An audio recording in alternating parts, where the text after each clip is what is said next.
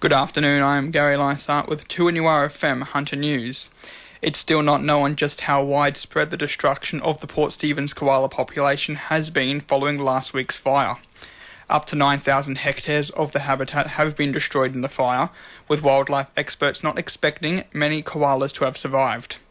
Port Stephens koala care and rescuer Sue Swain says it doesn't look good for the local wildlife. A lot of them would be ashes now. The fire was so intense and it burned over such a large area. And firemen reported seeing koalas and wallabies running across the roads, but there was nothing they could do to help them. So it's burnt both sides of the Pacific Highway and it's jumped the river at Karua, so there would be a pretty large loss of wildlife. A teenager who fell from a Newcastle apartment block on Sunday has been cleared of permanent spinal injuries, but still has a long road to recovery. 19-year-old Jock Morier is in a stable condition in John Hunter Hospital after suffering extensive injuries including a fractured spine and ribs and bleeding on the brain. He has been described as a keen rugby player but is unlikely to return to the field. Charlestown MP Jodie Harrison is moving to reverse the decision by the New South Wales Upper House to make changes to the Crown Land Management Act. The changes would allow the Minister for Land to take and sell off Crown land, which many believe should remain in the hands of the public.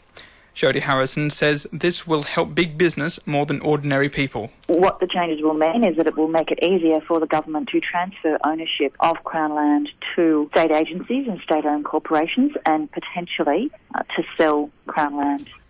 The Police Association have called for more officers in the Hunter Valley, with travel time often being a big issue for police in rural areas.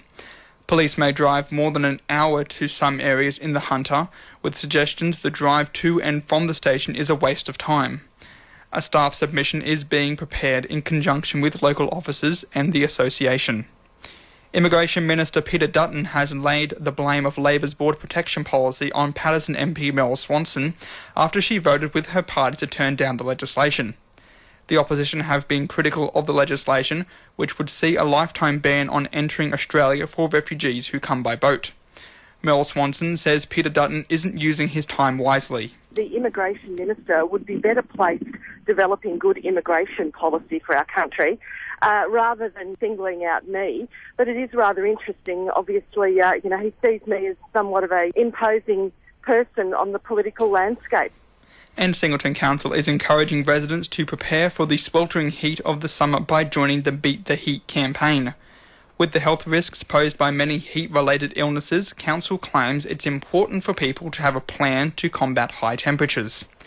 The main steps residents should follow include drinking plenty of water, avoiding the outdoors during the hottest part of the day, and checking on elderly friends and relatives during sweltering conditions.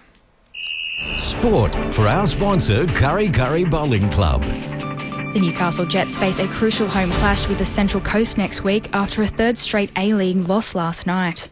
Bruno Fornaroli put Melbourne City 2 goals in front within the first half an hour before Andrew Naboo struck back for Newcastle, but it wasn't enough to secure a result.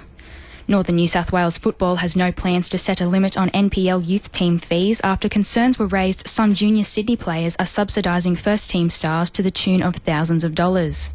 Boss David Eland says clubs in the top tier of the Northern New South Wales NPL were charging juniors up to $950 a season to provide a pathway to the top grade, and a survey revealed most participants are happy with the level of fees. And the Newcastle Knights are set to start next year's NRL campaign on a Sunday night, with the Daily Telegraph reporting their first match is against Penrith on March the 5th.